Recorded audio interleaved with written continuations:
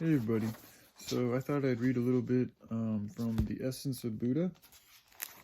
This is part 3 of the book, and it's called The Six Paramitas.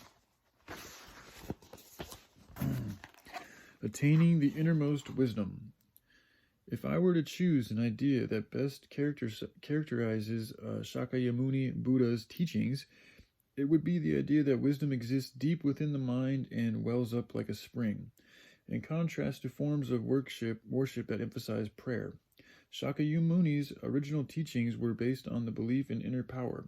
It should be noted, however, that in later years, as Buddhism became popular and the Mahayana movement began, followers started to worship the Buddha in heaven. The transformation from faith into the power of the self to faith in an outside power was actually supported by Shakyamuni Buddha himself in heaven.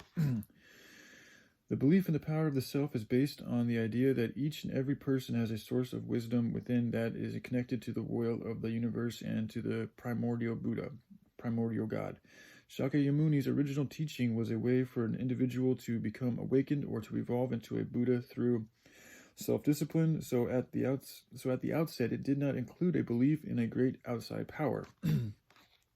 Early Buddhism focused on self-discipline, so it did not provide a basis for the worship of an outside power. It is the aspect that distinguishes Buddhism from other religions. Shakyamuni himself was fully aware of the existence of the creator of the universe, and he understood the power of divine spirits, for he himself received various forms of guidance from them. However, following the way he had attained enlightenment, Shakyamuni chose to teach the disciples how to go deep into the mind until they reached the wisdom within. The way of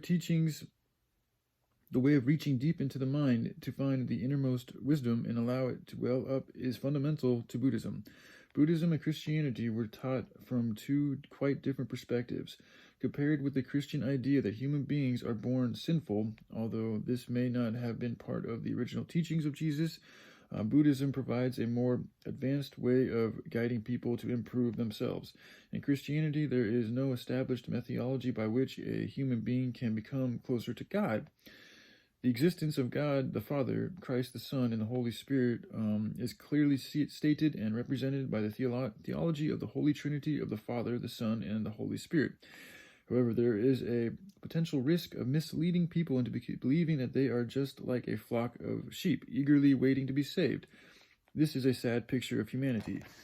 I happen to agree a little bit of what they just said right there, but doesn't mean I agree with everything they say about Christianity in this book.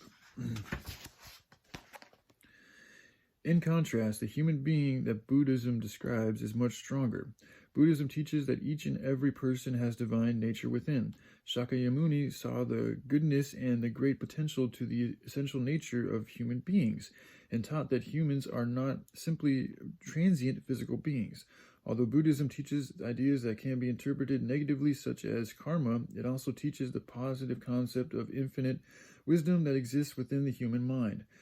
The positive idea was later developed into the teaching of the six paramitas, which consist of the following: Dana paramita, the perfection of offering; Sila paramita, the perfection of observing the precepts; Kasanati paramita, the perfection of perseverance; Virya paramita, the perfection of effort; Dhyana paramita, the perfection of meditation; Prajna paramita, the perfection of wisdom. Shakyamuni's original teachings were later compiled in the Mahayana philosophy, which holds that as we practice the discipline of the six paramitas, our innermost wisdom will well up, that the energy of eternal Buddha, God, will gush like a fountain. In Mahayana Buddhism, human beings are considered infinitely precious because their essential nature is no different than that of eternal Buddha. I hope you will understand that Buddhism, from its very origin through to its development into a movement of salvation, teaches the positive belief that all people can save themselves, or rather that everyone is already saved. You see, now I think that in Christianity they teach the same thing. It's just been, the perception's just different, and people who teach, anyway, I'll get into that a little bit later. All right, hope you guys are doing well. Bye.